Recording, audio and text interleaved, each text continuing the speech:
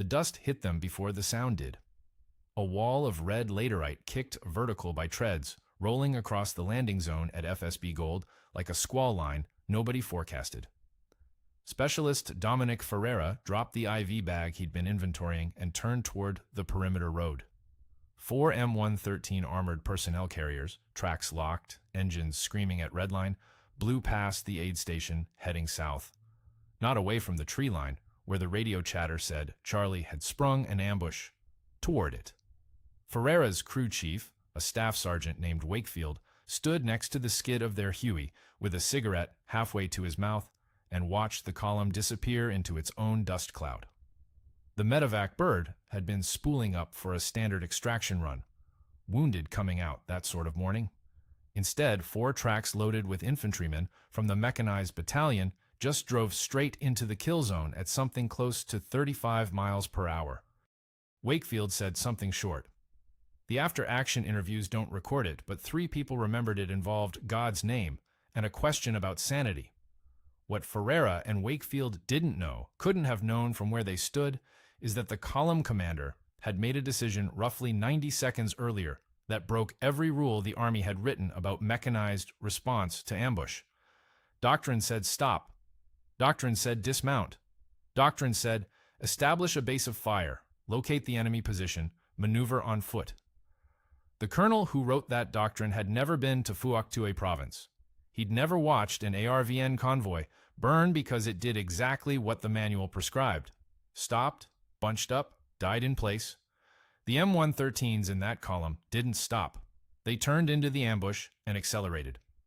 If someone in your family rode one of those tracks, in Vietnam, in any mechanized unit, anywhere the doctrine said one thing and the crew did another, this channel exists because of them. Hit subscribe. Drop their unit and their story in the comments. And if this one hits different, leave a like so more people find it. The Viet Cong fighters dug into that tree line had rehearsed this ambush for the better part of a week. They'd selected the site with professional care. Overlapping fields of fire, prepared fallback positions, command-detonated mines buried along the road shoulder where vehicles would predictably swerve and halt.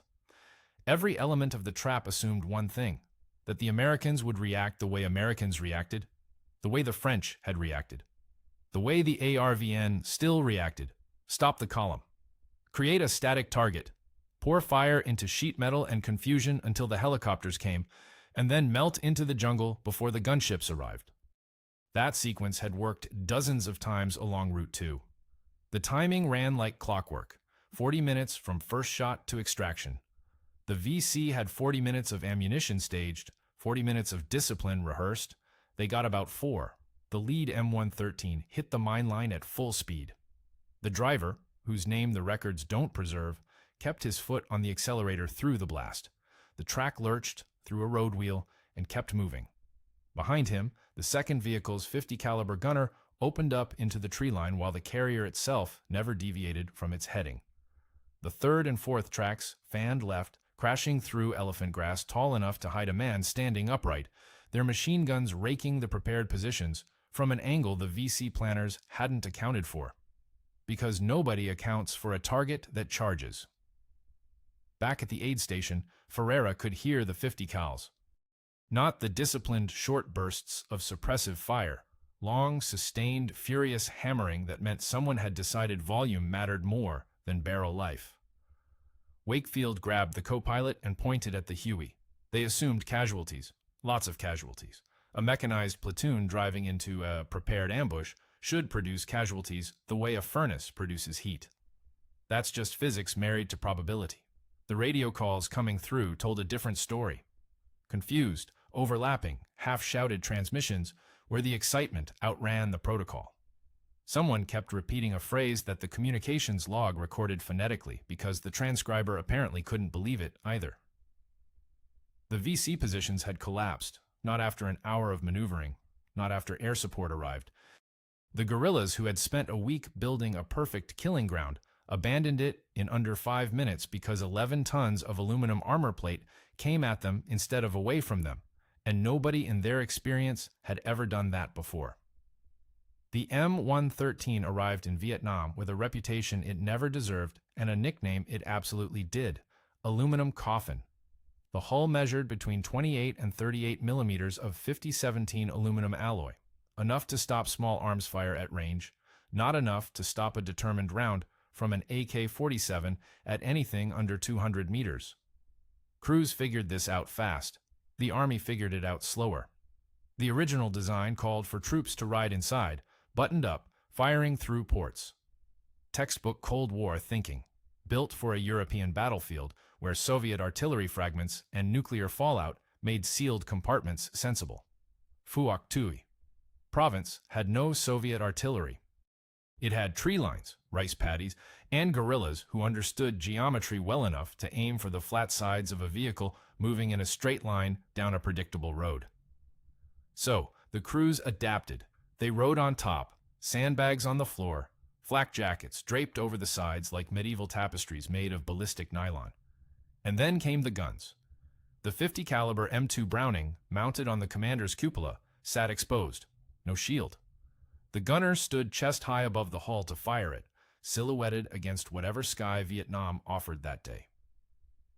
Casualty rates among 50 cal gunners ran so high in 1963 that some units couldn't keep the position filled. A maintenance sergeant at Bien Hoa, the declassified logistics file identifies him only by rank and station, started welding gun shields from scrap steel pulled off damaged vehicles. Unauthorized and ugly as a field expedient gets, they worked. Within 6 months, nearly every M113 in the Mekong Delta carried some version of a fabricated shield that no depot had issued and no manual described. If MACV headquarters had inspected those vehicles in early 1964, half of them would have failed standards review for unauthorized modifications alone. MACV didn't inspect, which kept a lot of gunners breathing. The turret rings posed a different problem. Sand, laterite dust, and the particular mud of the delta clogged the traverse mechanisms until the 50 cal moved like a gate with rusted hinges. Standard lubricants washed out in monsoon rain or baked into paste under dry season sun. A motor pool corporal whose unit operated near Long An province discovered that peanut oil, specifically the kind pressed in village mills along the Vamco River, held up better than anything the supply chain provided. The trading arrangement that followed involved captured rice stalks, a South Vietnamese district chief who looked the other way, and quantities of peanut oil that no requisition form could have justified. The after-action maintenance logs from that period note turret functionality at 92%. The core average sat around 61. Nobody asked why the numbers diverged so sharply. An irrelevant detail worth mentioning. That same motor pool kept a juvenile monkey named Kissinger, who allegedly bit a visiting colonel. The incident report, if one existed, has not surfaced. All of which brings the story back to those 4 tracks barreling toward the tree line. Their 50 cals traversed smoothly. Their gunners stood behind welded shields that shouldn't have existed. Every improvement that mattered had come from below. From sergeants and corporals who fixed problems the procurement system hadn't acknowledged yet. Tay Ninh province sat against the Cambodian border like a bruise that wouldn't heal. 60 miles northwest of Saigon, the jungle canopy ran so thick that aerial reconnaissance produced photographs of green. Just green. Thousands of acres of triple canopy forest where sunlight reached the ground in coins and slivers, where entire regiments moved along trails, invisible from 50 feet overhead. The VC called it a liberated zone. MACV called it War Zone C. Both names meant the same thing. American forces didn't go there, and everyone on both sides knew it. Until February 1967, when 22 American battalions drove straight in. Operation Junction City represented the largest American ground operation of the war to that point. Nearly 30,000 troops, supported by armor, artillery, helicopter aviation, and the only combat parachute assault the United States conducted in Vietnam. The plan carried the strategic subtlety of a sledgehammer dropped from orbit. Push into War Zone C with overwhelming force. Find COSVN, the Central Office for South Vietnam. The VC's mobile headquarters that intelligence analysts had been chasing like a rumor with a radio antenna. Destroy it and break the insurgency's command spine. The VC knew they were coming. Of course they knew. 30,000 soldiers don't materialize in the jungle without somebody noticing the helicopter traffic, the supply convoys choking Route 22, the Firebase construction crews clearing fields of fire with chainsaws and DT cord. A captured VC cadre document from late January, translated and filed at 2 Field Force headquarters, outlined American staging patterns with an accuracy that should have embarrassed someone at MACV intelligence. The document named specific American units. It predicted the axis of advance within 4 kilometers. Sources conflict on whether this document reached the Junction City planning staff before the operation launched. The operations log doesn't reference it. So the American firebases went in. Small, isolated, carved from jungle that fought back with roots and heat and insects that carried diseases the medics had to look up. Firebase Gold, Firebase Thrust, Firebase Charlie, Firebase Lorraine. Each one a clearing surrounded by wire, anchored by artillery batteries, supplied by helicopter, and defended by companies that measured their perimeter in meters and their nearest reinforcement in flight time. The whole concept depended on a calculated gamble, that the VC would attack the firebases rather than simply avoid them. MACV wanted a fight. The firebases functioned as bait. That gamble rested on understanding the enemy well enough to predict his pride. The VC had controlled War Zone C for years. They'd built hospitals there, training camps, arms caches buried under root systems so elaborate that engineers needed 3 days to excavate a single bunker complex. Abandoning all of it without a fight meant conceding that American firepower had made their sanctuary worthless. The political officers at COSVN couldn't accept that calculation.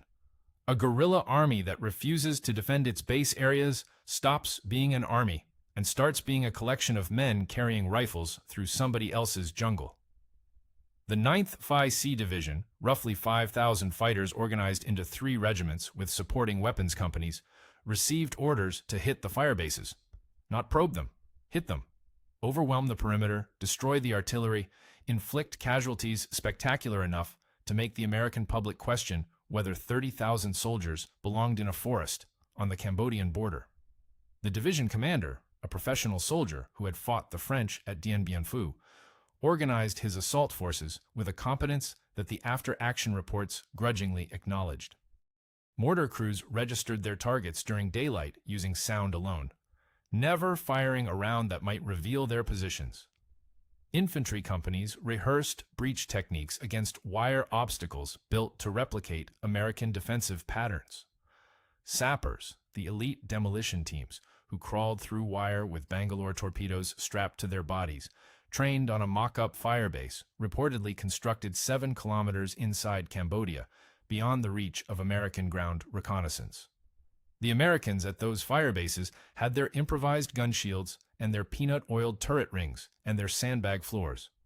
They had artillery and air support and the mechanical reliability that comes from sergeants who refused to let equipment fail. None of them could know when the tree line would erupt. The 9th Division picked its nights carefully. Moonless, overcast. The kind of dark where a sapper could crawl 40 meters in an hour and arrive at the wire with dry explosives and a steady pulse. We didn't hear the first mortar, a veteran of the 3rd Battalion, 22nd Infantry recalled decades later. We felt it in our teeth. March 21st, 1967. 06:30 hours. The first salvo landed inside the wire at Firebase Gold before the sun cleared the tree line. 82mm rounds, Soviet-manufactured, fused for surface burst, walked across the artillery positions in a pattern too precise to be speculative. The VC mortar crews had registered those coordinates by sound over the preceding 48 hours. They knew where the howitzers sat the way a blind man knows his own kitchen. The light came wrong. Orange and white flashes strobing through ground fog that hadn't burned off yet, each detonation punching a hole in the mist that filled back in before the next round hit. Shrapnel sang off the aluminum hulls of the M113s parked along the eastern berm.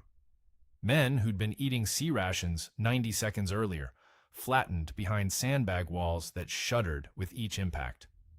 The 22nd Infantry held Firebase Gold with fewer men than the table of organization prescribed. 2 understrength rifle companies, a mortar platoon, the mechanized element with its tracks and 50 cals. Against them, the 272nd VC Regiment committed roughly 2,500 fighters in a coordinated assault from 3 directions simultaneously. The ratio favored the attackers by margins that military textbooks describe as decisive. Sappers hit the wire first. They moved through gaps blown by Bangalore torpedoes, while the mortar barrage still hammered the interior, timing their breach to the rhythm of their own artillery, a coordination that required rehearsal and communication, and a disciplined courage that had nothing to do with ideology. The declassified after-action report uses the phrase "well executed" to describe the initial breach. Their phrase. Behind the sappers came the infantry, hundreds of soldiers in dark clothing pouring through the wire gaps and across the cleared ground beyond, firing AK-47s from the hip, throwing grenades into fighting positions where Americans scrambled to orient toward threats arriving from multiple compass points at once. The noise compressed into a single wall of sound, automatic weapons, explosions, screaming in 2 languages, the diesel roar of an M113 engine turning over as a driver whose hands shook fought the ignition. The perimeter buckled on the south side within 8 minutes. So what kept it from collapsing entirely? The same 11-ton aluminum boxes that everyone had spent 4 years calling coffins. The south berm at Firebase Gold measured 40 meters from the nearest howitzer pit. By 0640, that distance belonged to the 272nd Regiment. VC infantry flooded through the breached wire in groups of 8 to 12, each squad assigned a specific fighting position to neutralize. They carried satchel charges alongside their rifles, canvas bags packed with plastique, and short-fuse detonators meant for bunkers, gun pits, anything with overhead cover.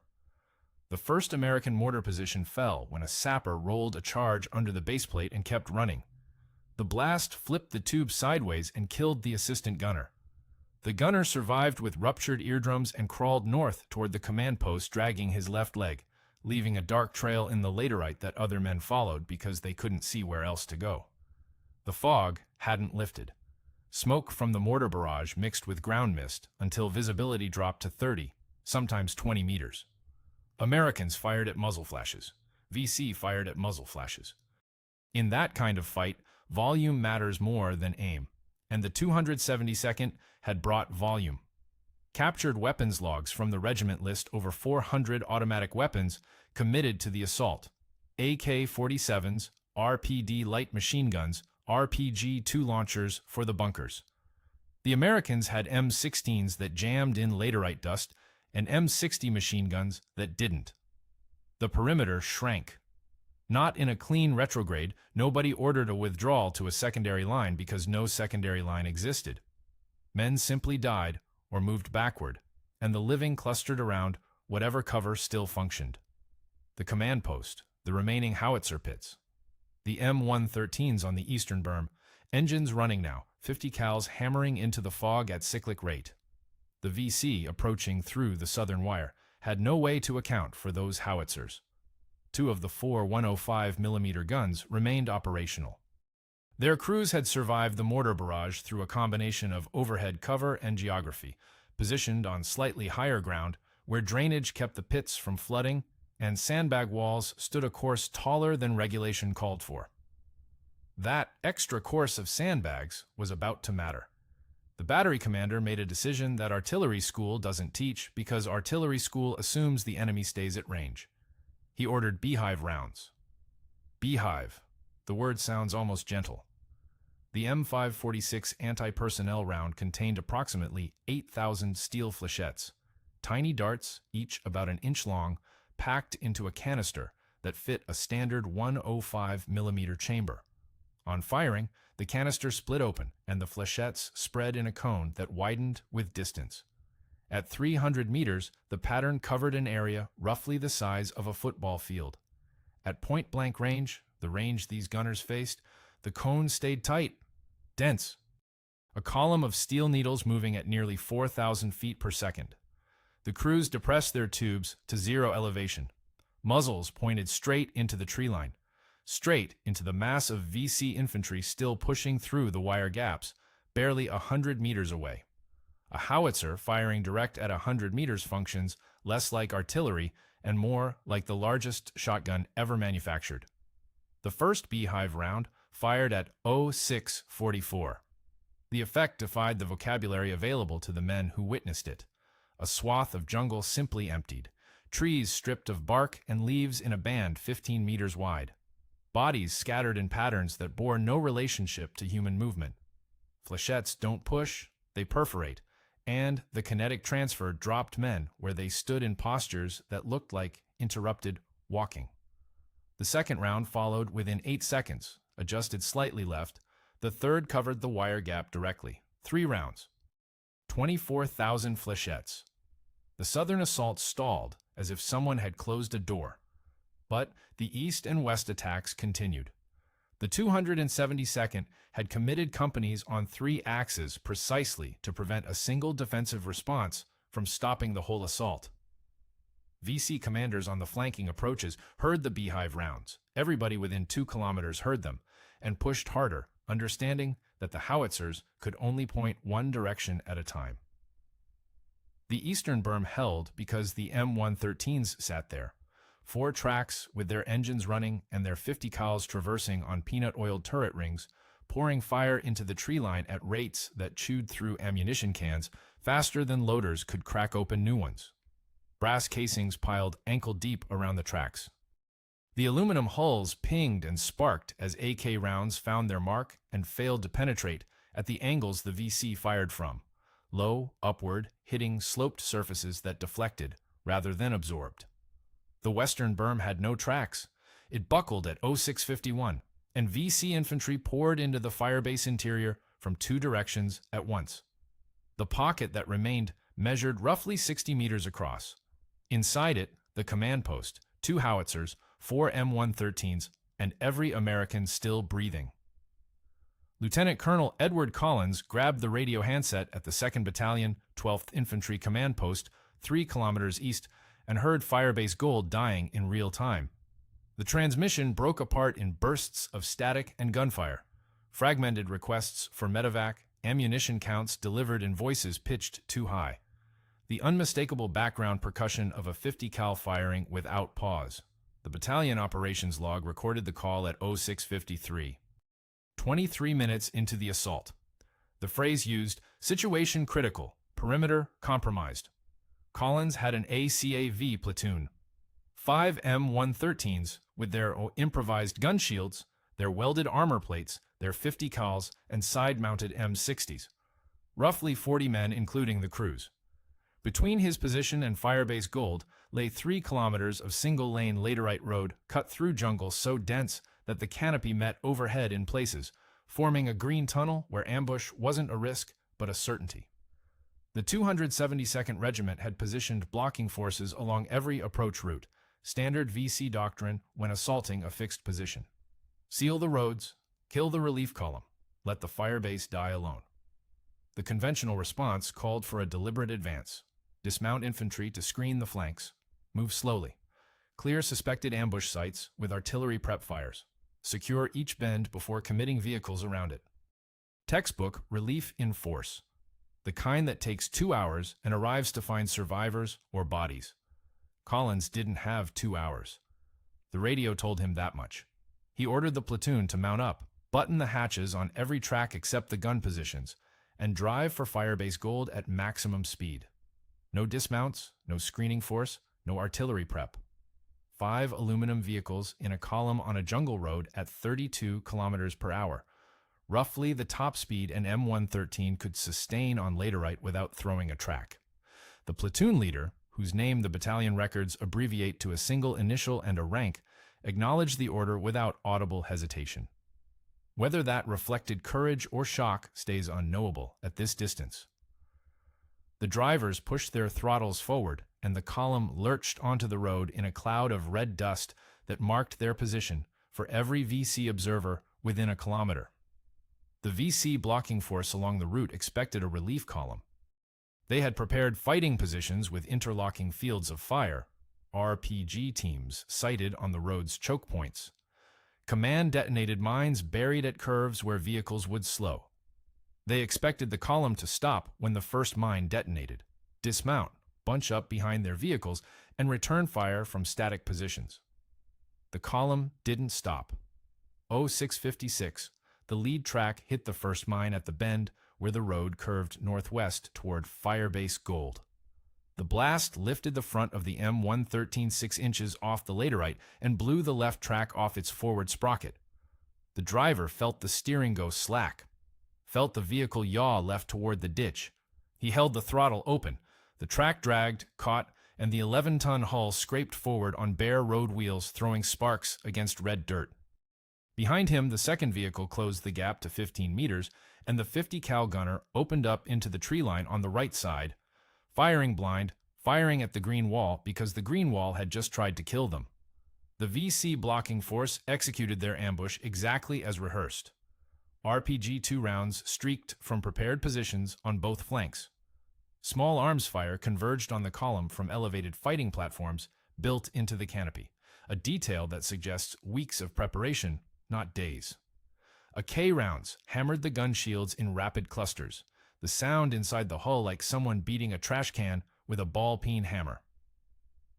One RPG struck the third vehicle's rear ramp and failed to detonate. The after-action report notes this without comment.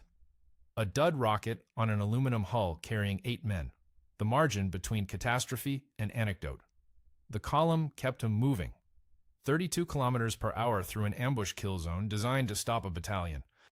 The gunners on all 5 tracks fired continuously, traversing their 50 cals in flat arcs that scythed through vegetation at chest height. Spent brass cascaded off the hull tops in golden sheets. The noise inside those vehicles, diesel engines screaming at redline, 50 cal pounding overhead, AK impacts on every surface, erased the possibility of verbal communication. Hand signals, shoulder taps, or nothing at all, because every man aboard already understood the single operative instruction: don't stop. If the column had halted at the mine, the RPG teams would have had stationary targets at less than 50 meters. Aluminum armor stops rifle rounds. It does not stop shaped charge warheads designed to penetrate steel. 5 burning tracks on a jungle road, 40 dead Americans, and Firebase Gold left to its arithmetic of 2,500 against a shrinking few. The entire battle pivots on a driver with a broken track who chose the throttle over the brake. The column punched through the kill zone in under 90 seconds. The VC blocking force, trained to engage a stopped convoy, found themselves firing at retreating rear ramps. Their RPG gunners needed 4 to 6 seconds to reload, by which time the target had moved 40 meters down the road and the angle had gone bad. 0702. The lead track, still dragging its shattered left tread, crashed through the tree line east of Firebase Gold and into the rear of the 272nd Regiment's assault formation. The VC infantry attacking the eastern berm faced inward, their weapons pointed toward the firebase. Satchel charges, RPGs, machine gun positions, everything oriented toward the Americans inside the wire. Nobody faced east because east had been sealed. The blocking force owned the road. Nothing comes from a direction you've already closed. 5 M113s came from that direction. The 50 cals opened at ranges so short the tracer rounds hadn't ignited yet. Just raw slugs the size of a man's thumb punching through clusters of infantry who turned at the engine noise and saw aluminum hulls materializing out of the jungle 40 meters away. One veteran of the relief column described the moment years later as something he replayed every night for a decade. He didn't elaborate. The interviewer didn't push. The VC formation shattered outward. Soldiers who had been pouring fire into the firebase perimeter spun to face a threat from behind and caught enfilade fire from the tracks already inside the wire. The same M113s that had held the eastern berm now firing outward while the relief column fired inward. The 272nd's Eastern Assault Company found itself caught between 2 sets of 50 caliber machine guns with no cover, no prepared positions, and no way to account for what happens when the road you sealed vomits armored vehicles into your flank. The perimeter stopped shrinking at 0704, 614. That number appears in the after-action report filed by 2nd Battalion, 12th Infantry, on the afternoon of the engagement. VC killed in action, confirmed by body count. The report uses the word conservative, their word, not mine. The 272nd Regiment had entered the battle with roughly 2,500 soldiers, organized into 3 assault companies, support elements, and the blocking forces along the approach roads. By 0800, 68 minutes after the relief column crashed through the eastern tree line, the regiment ceased to function as a coordinated military organization. Not because every soldier died, because the command structure disintegrated when company and platoon leaders fell in disproportionate numbers. VC officers led from the front. That courage cost them everything on a morning when the front faced 2 directions at once. The geometry killed them. Southern assault forces that had stalled against beehive rounds attempted to withdraw through the same wire gaps they'd breached an hour earlier. Those gaps funneled retreating soldiers into narrow corridors. The same corridors the howitzer crews had already registered. The battery commander fired 4 more beehive rounds into those channels between 0710 and 0722. Each round turned a 15-meter wide stretch of jungle floor into something the recovery teams later declined to photograph. On the eastern and western approaches, the mathematics ran differently, but the conclusion matched. VC soldiers caught inside the perimeter when the relief column arrived had no prepared fallback positions. Their assault doctrine assumed momentum. Push through, overwhelm, consolidate. Nobody had planned for the possibility of being inside an American firebase with American armor on both sides. The 50 cals on the relief tracks and the 50 cals on the original 4 M113s created overlapping fields of fire that left a band roughly 30 meters wide where nothing upright survived. One detail from the captured documents recovered afterward. The 272nd's regimental commander had designated a rally point 800 meters southwest of Firebase Gold for reorganization after the expected victory. A field hospital had been established there with surgical teams and blood supplies staged for the assault casualties they'd anticipated. They expected to win and bleed for it. Honest planning. The rally point received survivors throughout the morning. Sources conflict on how many arrived. Estimates range from 400 to 700 of the original 2,500. The regiment never fought again as a regiment.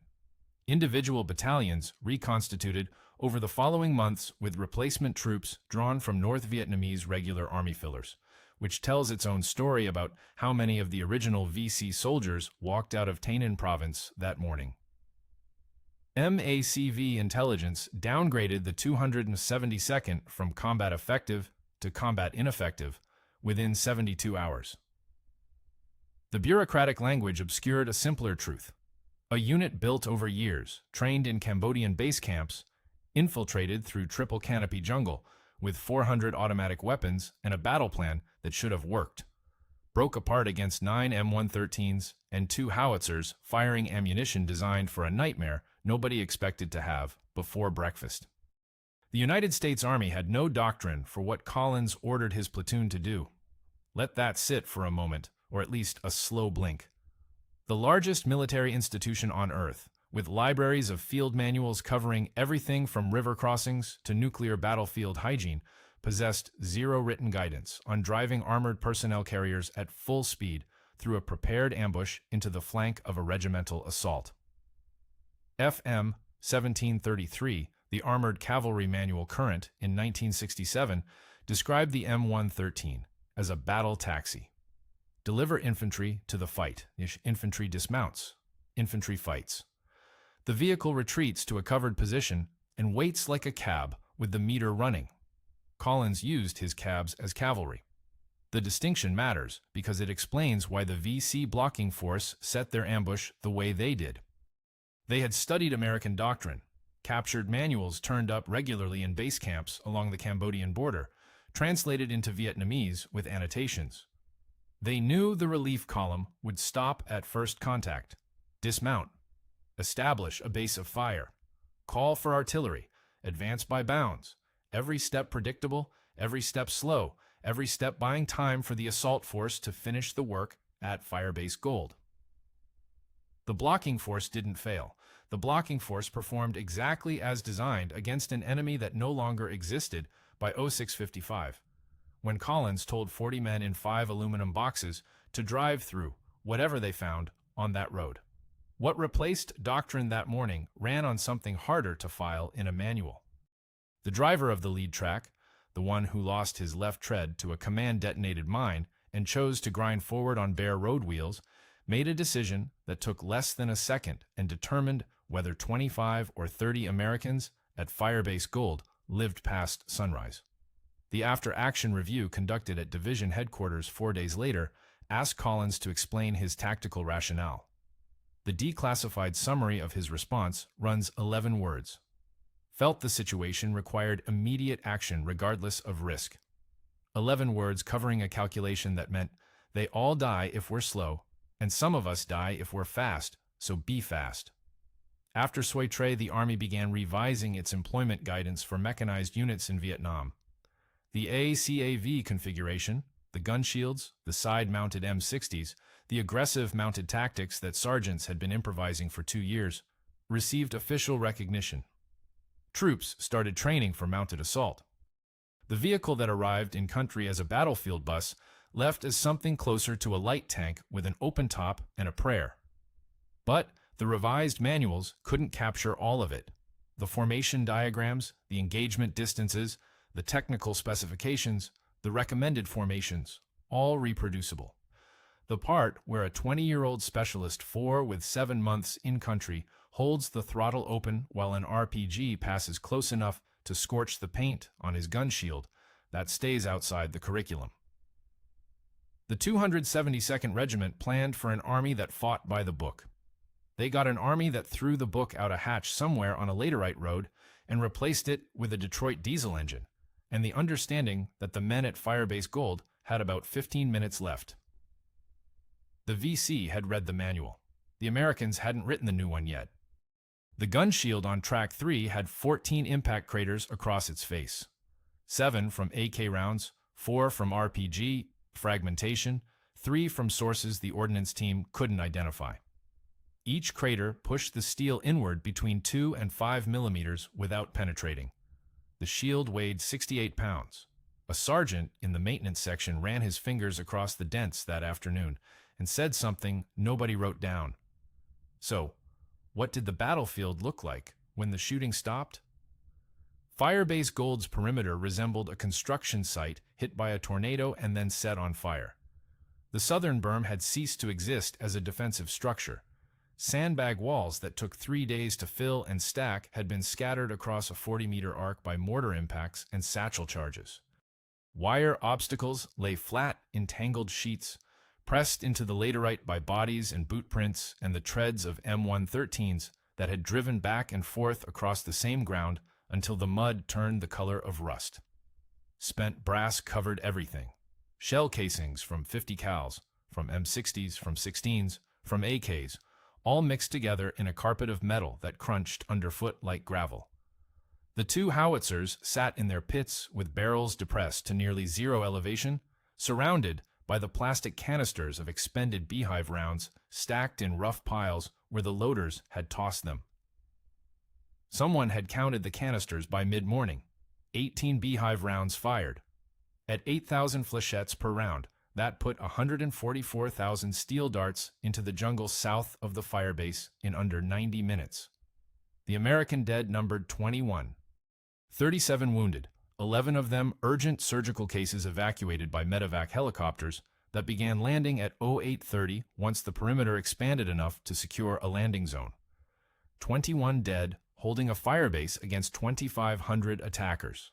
The ratio, roughly 1 American killed for every 29 VC, belongs in a statistics textbook under the chapter on what happens when prepared positions and automatic weapons behind armor converge against massed infantry in the open. The VC had achieved tactical surprise. They had achieved numerical superiority of better than 8-1. They had achieved penetration of the defensive perimeter on 2 axes simultaneously. They lost anyway, and the reason sat cooling its engine on the eastern berm with 14 dents in its gun shield. 3 VC prisoners taken during the mop-up operation provided interrogation statements that week. The declassified summaries share a common thread so consistent it reads like rehearsed testimony, except these men had no opportunity to coordinate their stories. Each described the assault plan in similar terms: overwhelming force, simultaneous attack on multiple axes, blocking positions to prevent reinforcement, pre-staged casualty collection points. Standard stuff. Competent planning by officers who understood their business. But each prisoner, when asked about the armored vehicles, gave some version of the same answer. They had no plan for what happened. The blocking force controlled the road. Reinforcements could not arrive in time. PCs would stop at the mines, dismount their infantry, and engage the blocking positions according to American procedure. The regimental staff had studied this. They felt confident. One prisoner, a platoon leader, reportedly, described hearing engine noise from the east while his unit assaulted the wire. He assumed friendly vehicles. The 272nd had no vehicles. The interrogation transcript notes this contradiction without comment. Under fire, exhausted, deafened by his own weapons, he heard diesel engines, and his brain refused to process the information, because the information didn't fit anything he'd been briefed. By the time he turned around, his platoon had already started to come apart. The captured documents told the rest. Detailed sand table rehearsals conducted in Cambodian base areas, terrain models built from agent reports, and aerial photographs obtained through channels that remain classified. Route studies, timetables, casualty estimates, ammunition distribution plans. A regimental-level operation planned with the kind of thoroughness that wins battles, except for the single variable nobody modeled. The M113, that aluminum coffin, that battlefield taxi with its jury-rigged gun shields and its crews of teenagers who weren't supposed to fight mounted, drove straight through the one assumption the entire plan depended on. The gun shield on Track 3 went to a maintenance depot in Long Bin. Whether it survived the war, whether it sits in some warehouse or got melted down for scrap, the records don't say. The Army brass called it a mobility platform, right up until the morning it saved a Firebase. Within 6 weeks of Firebase Gold, MACV issued a directive standardizing the ACAV modification package across all mechanized units operating in South Vietnam. Gun shields, M60 mounts, ammunition storage boxes welded to the hull sides. Every improvisation that maintenance sergeants had been cobbling together with scrounged steel and arc welders since 1965 suddenly carried an official nomenclature and a supply chain. The directive ran 14 pages. It described in precise bureaucratic language exactly what Specialist 4 Danny Reeves had built in a motor pool near Cu Chai with a cutting torch and a case of beer 18 months earlier. Reeves never saw the directive. He'd rotated home by then. The speed of the conversion tells its own story. By late 1967, roughly 1,100 M113s operating in-country carried the ACAV package. The vehicle's role in unit tables of organization shifted from Armored Personnel Carrier to Armored Cavalry Assault Vehicle. 4 words replacing 3, and inside that swap lived a philosophical revolution the procurement bureaucracy had resisted for half a decade. But the directive couldn't standardize everything that mattered. The smoke that hung in the crew compartment after a 50 cal fired 200 rounds without pause, thick, acrid, tasting of copper and carbon, clinging to sweat-soaked uniforms until the fabric itself seemed to exhale cordite for days afterward. The way the aluminum hull rang like a struck bell when a heavy caliber round hit the lower plate, a sound that traveled through boot soles and up through knee joints and settled somewhere behind the sternum. The heat. Always the heat. A Detroit diesel 6V53 engine pushing 212 horsepower through a transmission housing 6 feet behind the driver's seat turned the crew compartment into something between a sauna and a foundry. Crews in the dry season reported interior temperatures exceeding 130 degrees. Men burned their hands on ammunition cans. The ACAV conversion validated what the crews already knew and the institution had been slow to admit. The M113 fought best when it fought mounted, fast, and loud. The vehicle's thin armor, proof against small arms, vulnerable to anything heavier, meant that speed replaced protection as the primary survival mechanism. Stand still, and an RPG gunner had 3 seconds to aim. Move at 30 miles per hour across broken ground, and that window shrank to something closer to half a second. The math favored aggression. It always had. If the Army had listened to its sergeants in 1964 instead of its doctrine writers, the ACAV configuration might have arrived 2 years earlier. 2 years of crews fighting from vehicles designed as buses, bolting scrap metal to hull tops, losing gunners who stood exposed in hatches because nobody in the Pentagon had thought to specify a shield. That file stays classified. The internal memoranda debating whether field modifications voided the vehicle's warranty, as if warranty claims mattered to a 19-year-old standing behind a machine gun in War Zone C. The M113 served in Vietnam for another 8 years after Firebase Gold. It fought at Hue at An Loc during the Easter Offensive of 1972 when South Vietnamese ACAV crews held Highway 13 against T-54 tanks, a matchup that should have been suicide and sometimes turned into something else entirely. The vehicle that FMC Corporation built in San Jose, California for $42,000 a copy became the most widely deployed armored vehicle of the war. 32 countries eventually operated variants. The chassis spawned mortar carriers, command vehicles, ambulances, flamethrower platforms. None of that administrative genealogy captures the thing itself. An 11-ton aluminum box with a 200-horsepower engine and 3 machine guns, crewed by Americans too young to buy a beer stateside, driving toward the sound of a fire base dying because the alternative meant arriving at a perimeter full of the dead. The Army spent 5 years calling it a taxi. The men who wrote it, fought from it, bled inside it, and dragged their friends out of it called it something else. The records from Firebase Gold suggest they earned the right. Collins filed his after-action report on a manual typewriter at the battalion command post, Hunt and Peck style, while his driver slept underneath track 2 with a poncho liner pulled over his face against the late afternoon sun. The report traveled upward through channels that multiplied its significance at every stop. Battalion to brigade, brigade to division, division to MACV, MACV to the Pentagon, where it landed on desks belonging to men who had spent 3 years arguing about whether the M113 should carry troops or fight. Firebase Gold settled the argument with 614 bodies and a perimeter held by vehicles the field manuals said couldn't do what they'd just done. The Bradley Fighting Vehicle program, already lurching through its early conceptual phase at Fort Knox, absorbed the lesson like a sponge absorbs a fire hose.